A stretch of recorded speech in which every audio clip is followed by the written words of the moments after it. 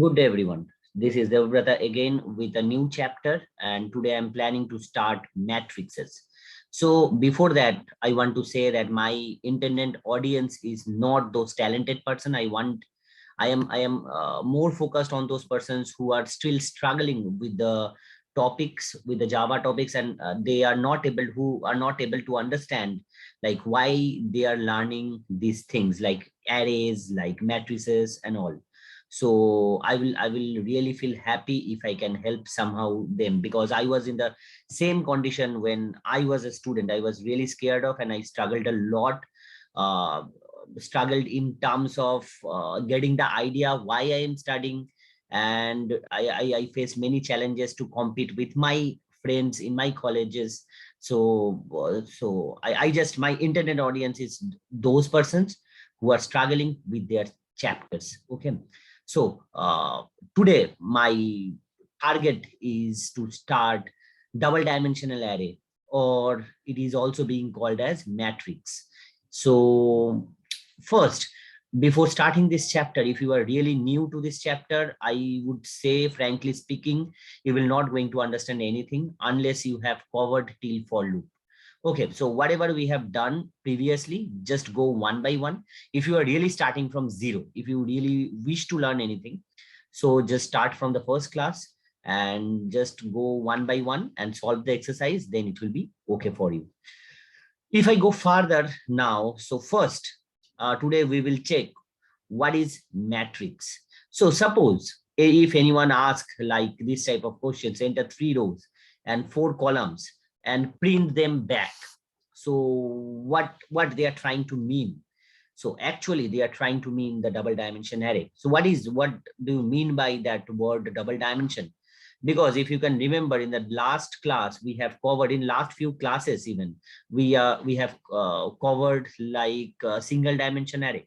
Single dimension array means few variables which are standing together one after another, the consecutive places of variables or storage, uh, consecutive storage units is being called as an array.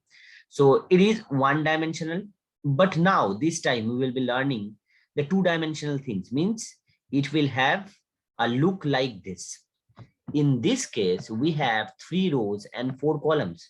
So now whenever I will take that term row, that means like an arrow. It is a horizontal thing. It is an arrow. From the ancient time, if you want to remember it smoothly, row means like an arrow, and it is a horizontal thing. What about the column? Column means it is a vertical thing, and it is something like a pillar or a column of a of a house or of a palace or something like that. So column means these are the columns, the vertical things. So now if I want to take some names like which are the rows and which are the columns, so I will say always row or column starts from 0. So the first row will be termed as row 0. I mean to say row 0. What is row 0 now? Row 0 means this one. I will talk about row 0. This will be row 1. This will be row 2. So again, the row numbers will be starting from 0 and ending will be n minus 1. So if I name them one by one, so this is row 1 and this is row 2. So just be very clear on this. And what are the columns now? Columns means this is the column 0. If I write, it is the column 0. It is column 1. It is column 2. And the last one will be column 3. So if anyone is saying like you have 3 rows and 4 columns, then the row numbers will be row 0, 1, 2, remember, and column numbers will be 0. Means if anyone is saying like we have 4 columns, that means the columns will be 0, 1, 2, 3. The same thing, we have learned the same thing in our case as well. So the positions will be, if I want to draw the positions, so whatever the means values are stored in this position is 0, 0. Value can be anything. This position will be 0 and 1. This position will be, obviously you can take a look. 0 is coming from, because it is row number 0, and column is coming from because it belongs to column 2, and this one will be 0, 3. Same here, it will be, this position will be if I write 0, 1, 1, 0, 1, 1, and 1, sorry, 0, 1, sorry, I am doing some mistakes. It will be 1 and column 0, 1, 1, 1, 2, and row number will always appear first. Okay, just remember that. This number, row number is 1 and column number is 3. You can check that. It belongs to row 1 and column 3. So row number will always appear first and column number next. So row comes first, then column number. You have to just remember that only. And this element will be termed as 2, 0, 2, 1, 2, 2, and 2, 3. That's all. Okay, now the value can be anything. The value can be anything. If I if I go to the slide, so here this 10 is like 0th element. If I want to name it as 0, 2 element, that will be 30, because it belongs to row 0 and column 2. Okay, just take a look. Now, if anyone saying, I want to fetch row 1 and column 2, or A1, 2, suppose 1, 2 element. So that will be this one. This 60 will be row 1, column 2. So you just need to remember that. So if I want to write our first program, so how it will look like, let me check. If I go to the online compiler once again, sorry, where is the online compiler? Yep. So let me introduce one array first, one matrix. I will call it matrix. Okay. So let it be like A. So it will be looks like that. So what I will do, I will take like actually matrix is an array of array. Means we can define an array like this, 10, 20, 30, 35. Single dimension array can be defined in this way as well.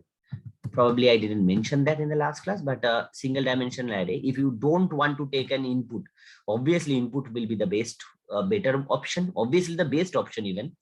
But if you do not want to take the input, you can also write like this, but it will be a static one. It will not have any good use. But still, if you want to go with this approach, so you can define an array, a static array, means where we cannot input any single thing.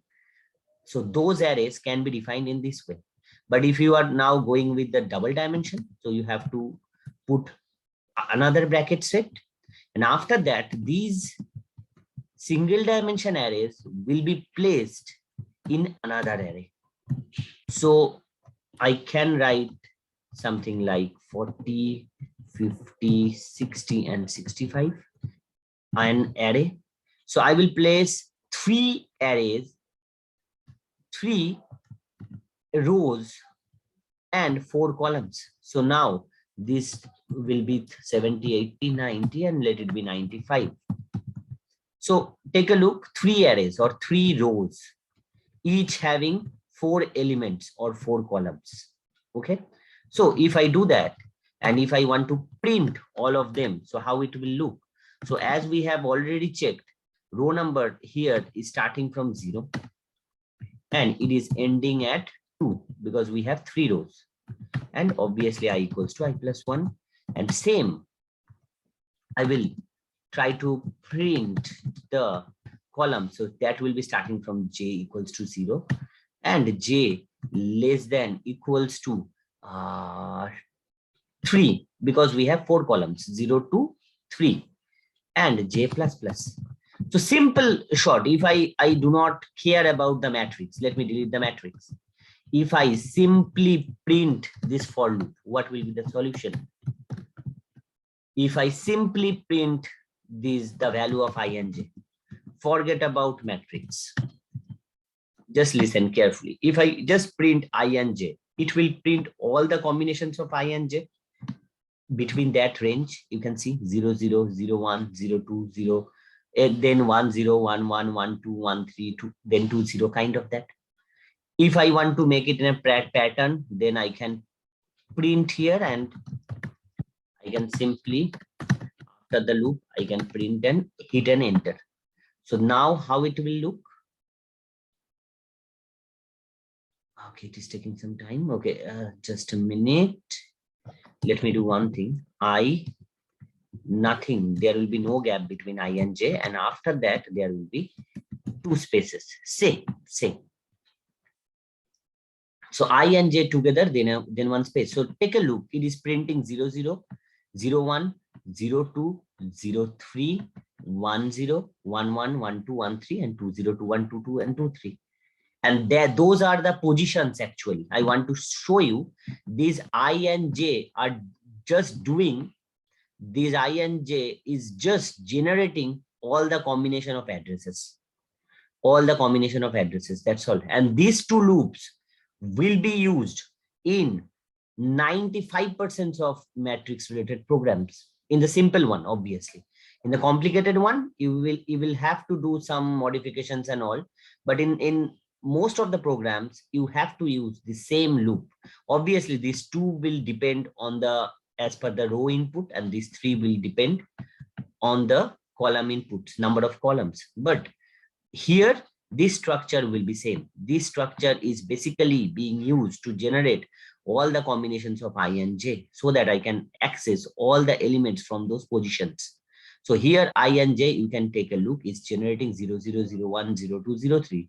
And that's what we are just looking for. And this is a simple for loop programming.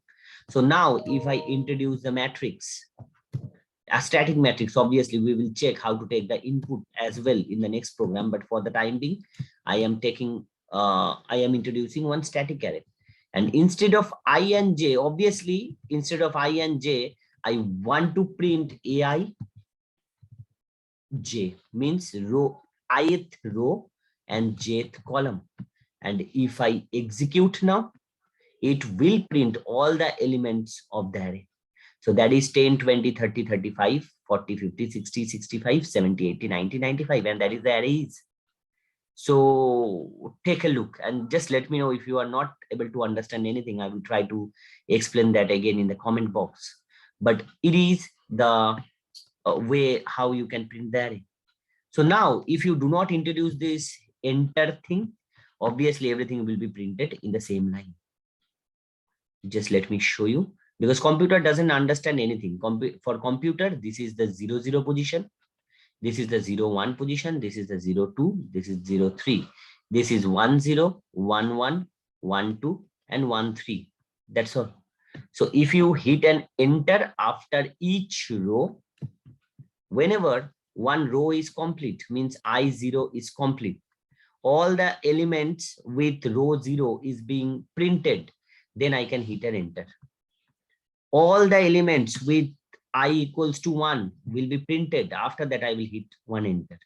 All the elements with the value of I as 2 is printed, we will hit an enter. So if I hit an enter after this inner loop, so it will give me the feel like an matrix. So that's what a matrix is. That's all. So now if I go further and if I check what are the next programs, so enter R number of rows and C number of columns. Now they are asking me for taking some inputs from the user. So now obviously we have to do some normal, we have to write some normal lines like scanner. Let me enter all those lines. You are able to write those lines for the time being, I guess, because we have already done a couple of chapters like that.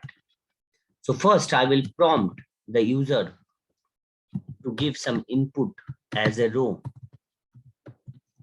So write something like enter the number of rows.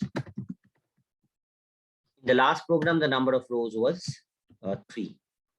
So now if I take the input in the variable r, and after that I will take an input of number of columns, say, and it will be taken inside C for the time being. Let it be. I will not introduce the static array now, static matrix, sorry. So I will introduce like new int with row number r, same like single dimensional array, but I will provide two values. First one is r and second one is column, number of columns. So after that, I will again prompt like enter the elements. So if I write something like that, enter the elements, and if I want to take the input, obviously those inputs will be taken by the for loop. So I can use the same for loop here. So these for loops will be used 95% of times to do the basic operations. In quite a few, you will have to use some other type of for loops, but for most of them, it will be somewhat same. So I0 to r-1, I don't know what will be the value given by the user, whatever it is. So it will be 0 to r-1. Same for column. So whatever the columns will be inserted by the user, I don't care. I will just iterate from 0 to c-1. Because in the previous program, we checked, we had 3 rows, but the number of rows were 0 to 2. So same thing will happen here as well. And I will take the input inside Aij, because the matrix was introduced as A. So Aij means ith row and jth column. Means for the first time, it will be 0, 0, both. After that, it will be 0 and the j will be 1. After that, I will be 0, j will be 2, 0, 2. And all the elements will be taken input row wise. Okay. So after that, obviously, if I want to print them again, I have to iterate it from 0 to r-1 and here 0 to c-1. And I will try to print everything one by one. And before that, I want to mention that the inserted elements are kind of this. So I hope it will work. Let me check if it is running good or not. Okay, something I missed, like some semicolons. Yeah. Let me try to run the program once again. If I have not done any mistakes, so it should run.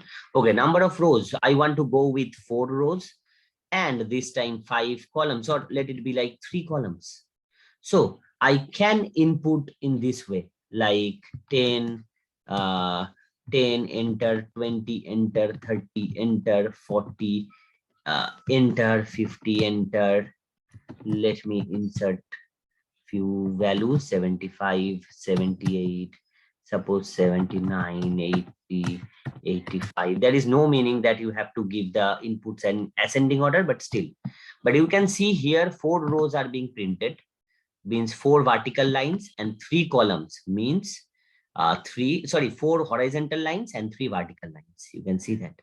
But here this input thing is not making any sense. So it is not needed that you have to always give the input in the enter by hitting an enter.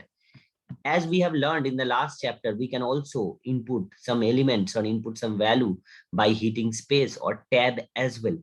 So now let me deal with row 3 and 4 columns. So now this time I can input the things like in this way. By using space, I can give the input. So here I can write 10, 20, 30, 35 and hit enter. After that 40, 50, 60 and 65 and hit enter. Okay, so you can use space and enter alternatively. There is no meaning that you have to always use enter or space. You can use it alternatively and that should make some sense. So that is the target. So now let me insert these values, and I think we have taken all the inputs and it is doing well now. Okay, so it is printing the elements. So now if I go further and if I check, so now it is clear, I guess, what is row and what is column. So row is the horizontal thing and it always appears first, and column is the vertical thing, and it comes next to row. Okay. So now if anyone asks for 0, 1 element, that means they are indicating row 0, column 1, means the element belongs to first row, second column. I hope this statement is clear now. If not, you have to go through the class. Whatever we have done, you have to go through till that part once again. So now today we will be learning 3 topics altogether in this tutorial. So the first one is basic matrix operations, and I hope you will be good with that, because we have done couple of times. We have done the same during the for application class. We have done the same in the array section. Now we will be doing the same in the matrix thing. So here it is asking for enter the elements and print the sum. So obviously it will be very easy. So this part is basically for taking inputs from user. So now what I will do, I will just write int sum equals to 0. And as I am traversing through each and every element, I am able to print each and every element here. So obviously I can put each and every element inside sum as well. So the sum will be calculated. That's all. Nothing major changes I have to do. And as I have told you, the basic for loop structures will be same in 95% cases. So here you can see I am using the same for loop to calculate the sum. So I can write something like the sum is and plus sum. So if I execute now, and let me execute it for one matrix called 2 by 3, 2 row and 3 columns, it will look like something 10, 20, 30 and 40, 50, 60. Let's say the sum is 210. I don't know. I am not that good in mathematics, but yeah, you can check. Okay, so this is how it will work. So now if I go further and if I check enter elements and print the max, so it will be the same thing. We have done it a couple of times previously. So the first element I will take as the first element of a matrix. I will be taking that as max. So 0, 0 will be the first element here. So I will be putting that inside the max value. And after that, I'll be traversing, or I'll be visiting all the places of the matrix, and I will get the access of all the elements one by one. So I will check if any of those elements are greater than max, then max will be max equals to Aij. If any of them is greater than of max. So at end, I will print the max is max. Okay, if I execute this program, let me play with some other thing like 3 rows and 2 columns, say. So 10 and 20, 2 columns, after that 30 and 40, and after that 50 and 60. So take a look, the max is 60. Okay. So now if I go further, and I'm not explaining much about those things because you have already done that couple of times. I'm just showing those operations once again using matrix. So that it will be clear for you and you will be feeling confident, like, okay, the matrix is nothing like an alien product or anything. It is the same like an array, but the main difference is it has one extra dimension, like length and breadth. So, but in case of array, it was only the length. So now if anyone is asking like enter elements and print row-wise max, how you are going to solve that? Row-wise max means I need the maximum for each row. So if anyone asking for that, what I will do, I will obviously calculate the max, but inside the row, not outside the for loop. After hitting an enter, I think this hitting enter will not be required. So whenever the one row is finished, one row, we have iterated one full row, I'll be printing the max. And every time the max will be introduced like the first element of that row, not of the matrix. First element of that row means first element of ith row. So first time it will take max will take the first element of row 0. After that, first element of row 1, first element of row 2, kind of that. Okay, so now let me run the program.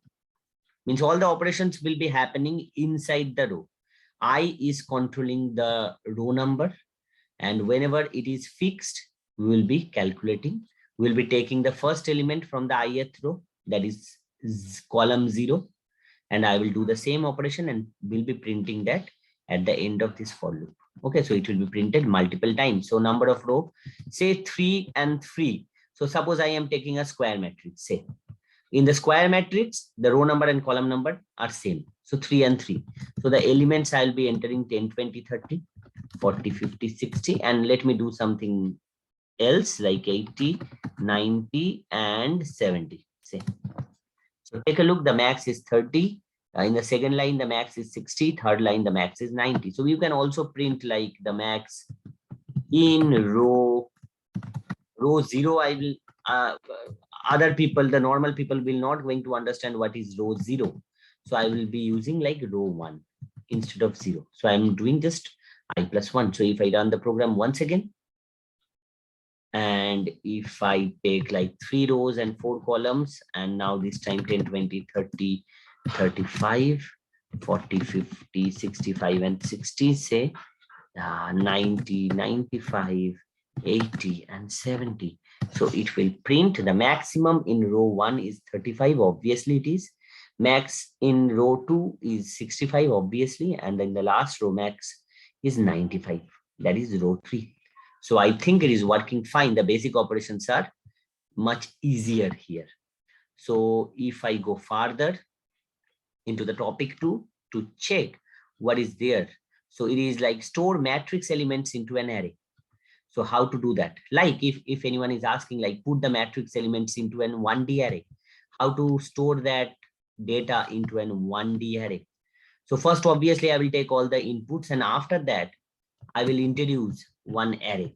Suppose int ARR, and it will be single dimension. You can see I have used one closed bracket, and it will be new int. And just let me know, just if you think, how many elements will be there in that array.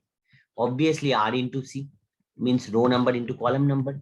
Means if one matrix is having 3 rows and 4 columns, so obviously it will have 12 elements, obviously. And an array to hold all the elements of that matrix should also have the same amount of spaces, same amount of storage.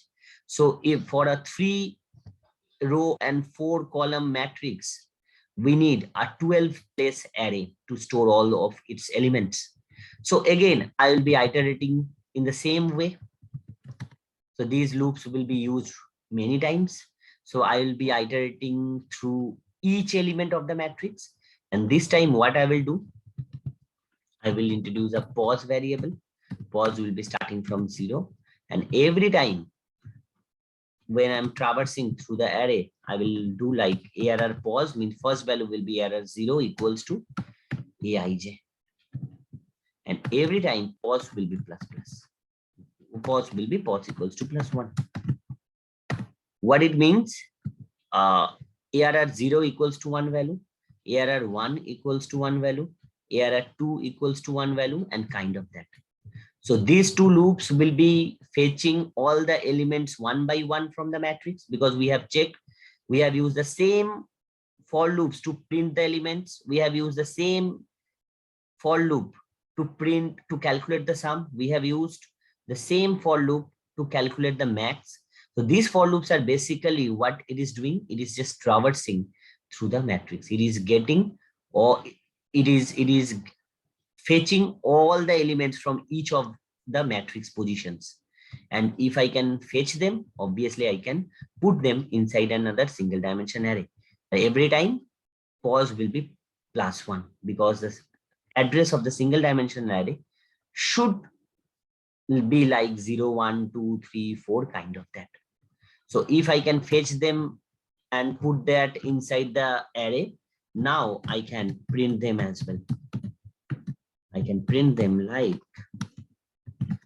the elements in single dimension array are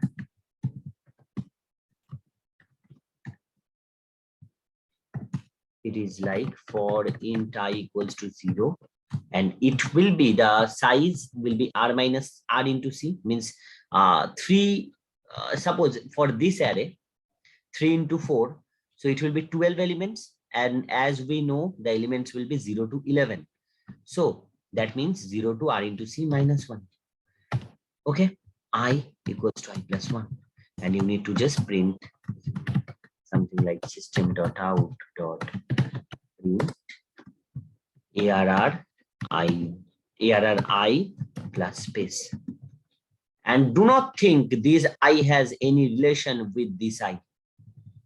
I's are independent and you can use it anywhere to generate the values.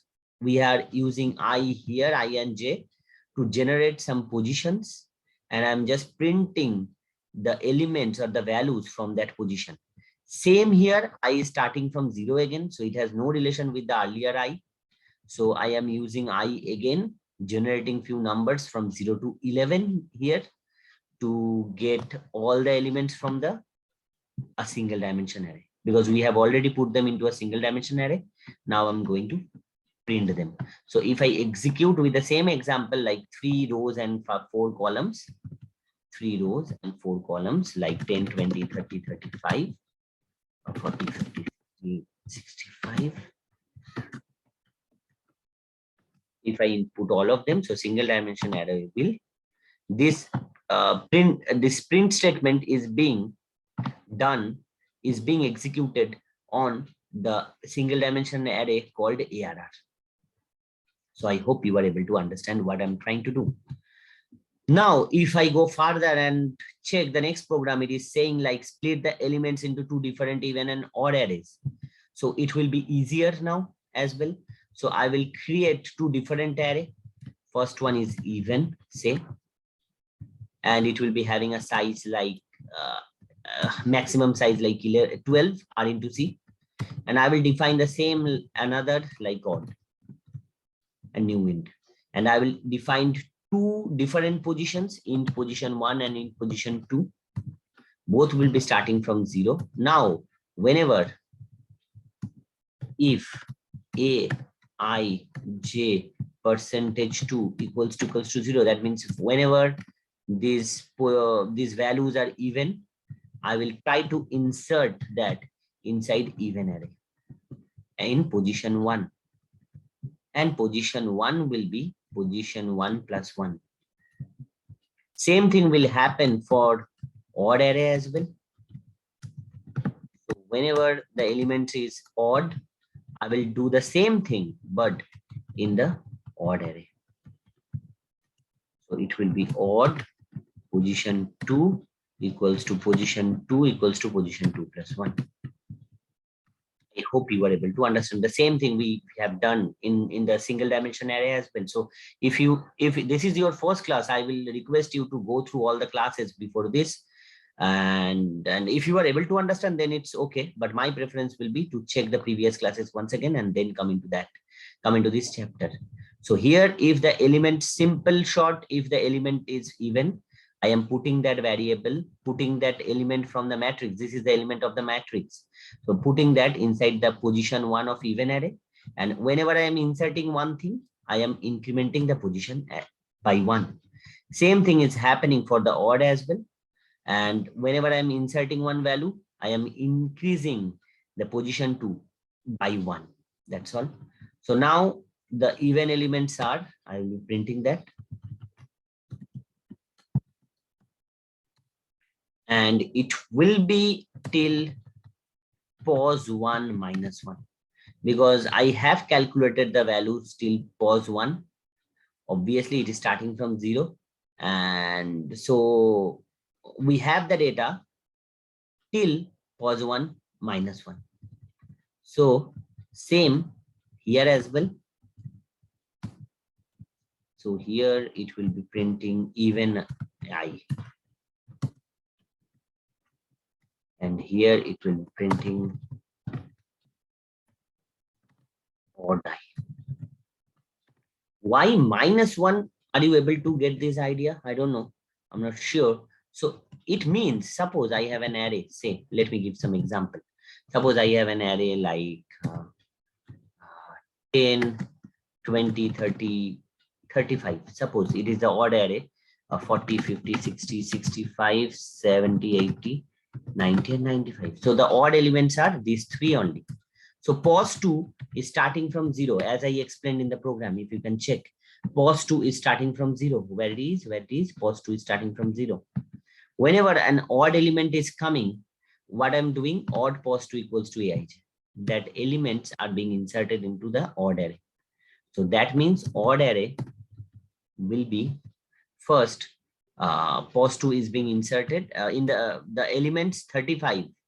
Whenever I get an odd element, that will be inserted into pos2 position, means it will be inserted here, and pos2 will be +1. After that, what is the next odd element? That is 65, and that will be inserted into 1 position, and pos2 will be incremented to 2. Same will happen for the last element, it is 95. So it will be inserted into pos2 position. You can check the code at the back. So it will be inserted into 95, and pos2 will be incremented to 3. So now if anyone wants to print the odd array, because the traversal is completed, now if anyone wants to print all the elements of the odd array, so they need to print only 0, 1, and 2. So it is basically 3 minus 1. So that's why while printing the odd elements, I have also written like pos2 minus 1. So now if I run the same program with the same example with 3 rows and 4 columns, so it should look like the same we have just discussed: 450, 60, 65. Now if I check, the even elements are those, and you can check odd elements are this. So I have to hit an enter between those printing lines, but for the time being, you can check the code is running fine. So this is all about the splitting, or how to convert a matrix elements into the array elements. So if I go further and check what else is waiting for us, and this would be the last topic what we have checked, it is like it's all about the visiting each place. What does it mean about the visiting each place? Suppose anyone is asking, like here they are mentioning like it will be a square matrix. Okay, sorry, it is saying enter elements and print the bordering elements. Bordering elements means if this is an array, this is a matrix. So bordering element means the element which is at the border, means this one, this one, this one, and this one. I need to print all of these elements. So how to check this? So I have to visit all the places. Obviously, I can do that using the current for loop, the famous for loop. I can visit all the places. If I can visit all the places, I will check if they belongs to first row or last row or first column or last column. Then only it will print the value. Obviously, 50 and 60 doesn't belong to the first row, last row, first column, or last column. That's why those are not being printed. So if I try to write the same program in the compiler, so it will look like something. First let me delete all this. I do not need to print. I do not need to print all this. I do not require all this. So the loop will be same.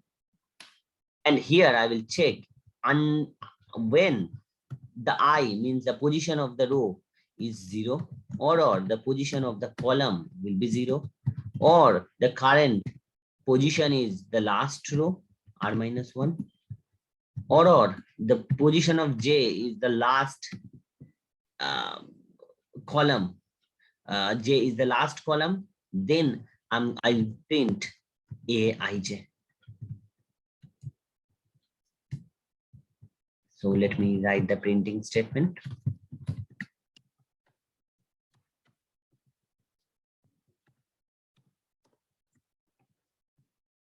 Then aij will be printed. If I execute with the same set of input, so like 3 rows, 4 columns,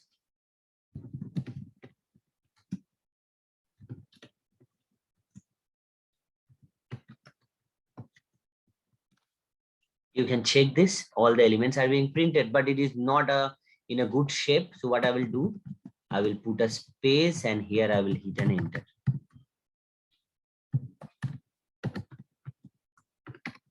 After changing each line, I will hit an enter. So now if I print, so suppose 3 and 4, so 10, 20, 30, 35.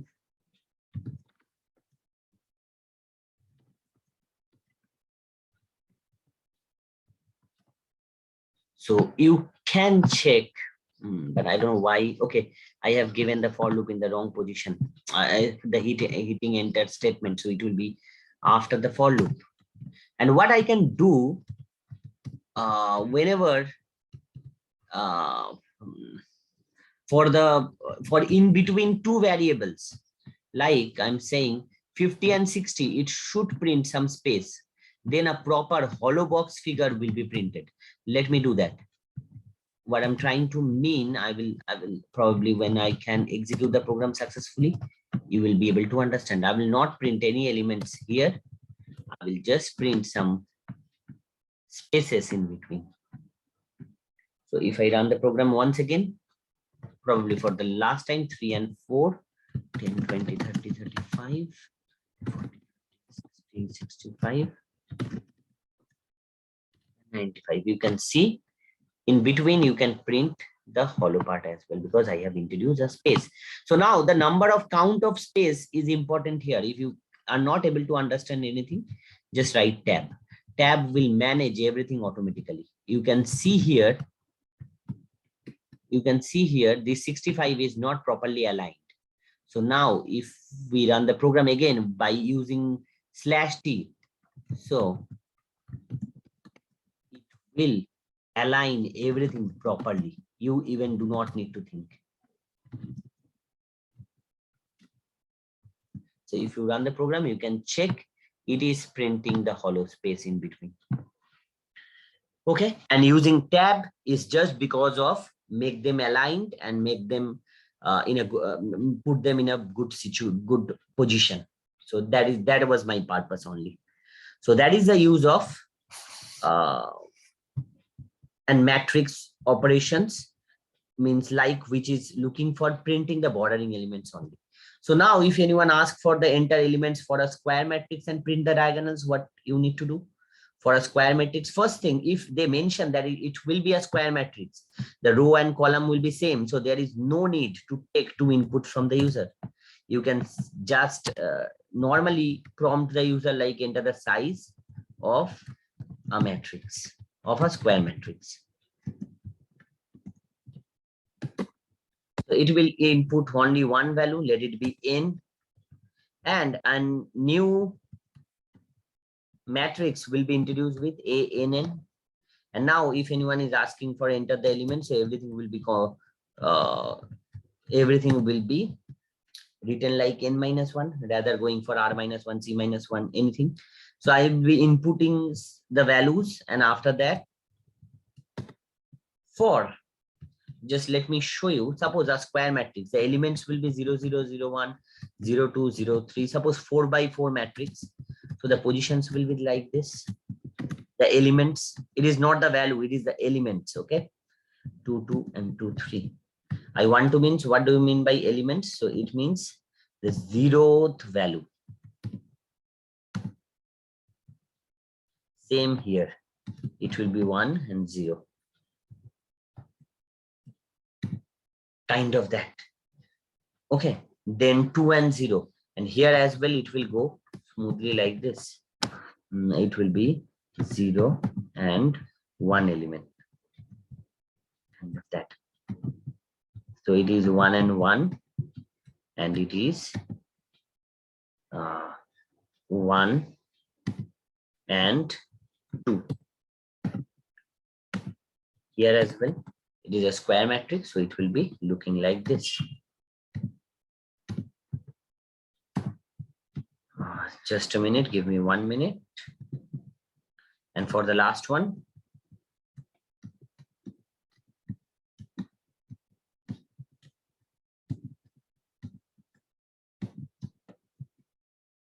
so that is a ideal square matrix. Okay, we can make it long as well. 0 2, suppose 0 3 I can make as well. Let me do it quickly. Okay, let me copy it out. So 0 3, here it will be 1 3, here it will be, what is happening? Just a minute.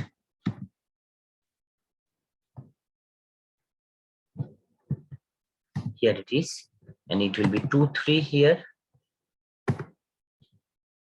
And the last line, as it is a square matrix 4 by 4, the last line will be printed as 3 by 3. What is happening here? I think some wrong button has been inserted. So anyway, the row will always be 3 in this position. So now suppose if anyone is asking for printing the diagonal, so what will be the diagonal in that case? The position wise, the value can be anything, but the diagonal will be this part. So if it is the example of diagonal, what I can do, I can simply check whenever I equals to j, then we can print the aij. Okay, if you can take a look, whenever the value of I and j is equal, then we can print that element. Otherwise, it will be a space or tab, whatever it is. If I run the program, okay, something r minus 1 I have written, so it will be n, obviously. It will also be n. If I run it once again,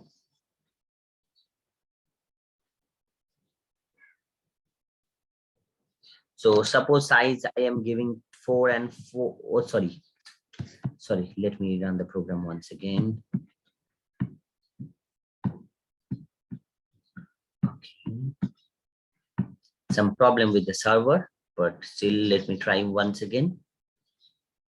Suppose I am giving the size as 4 and like 10, 20, 30, 35, 40, 50, 60, 65, 70, 80, 90, 95, 11, 21, 22, 33, 44.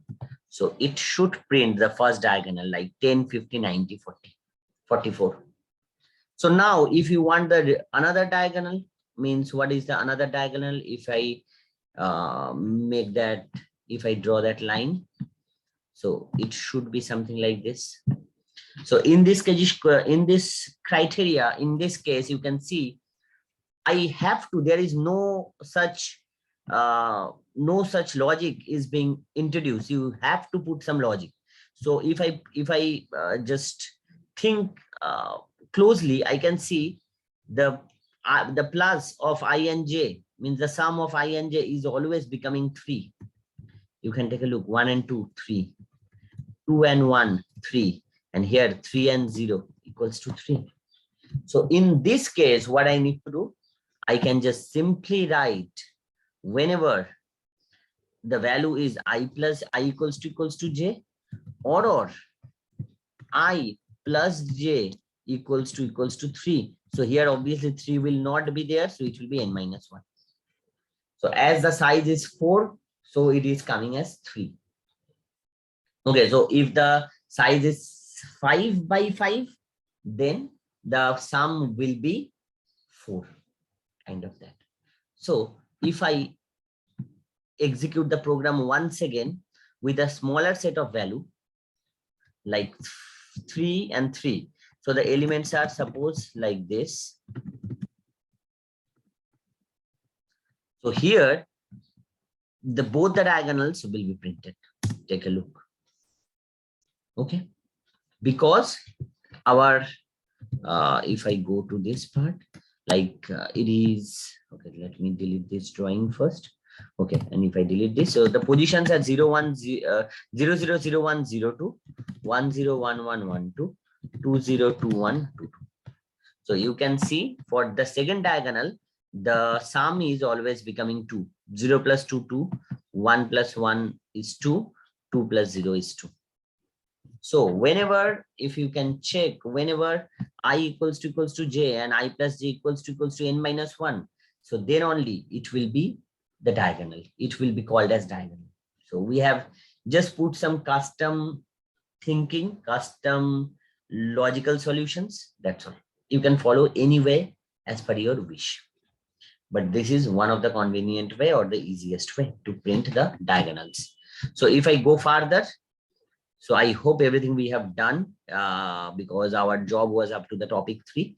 So you can solve the exercise from the front end exercise basic, and once you complete that, then we will be jumping into the another part of the matrix where you will be getting some difficult questions, not like these simple questions. Okay, we are facing today. So in the next chapter, it will be more difficult. So for that, you need to practice full and all the exercise given by in the matrix chapter. Just try to solve all of them. If you are facing any doubt, just let me know in the chat box. I will be trying to answer all of those queries or doubts. So that's all for the day. We'll meet again with some different difficult options for the matrix. But for today, it's a bye. See you once again.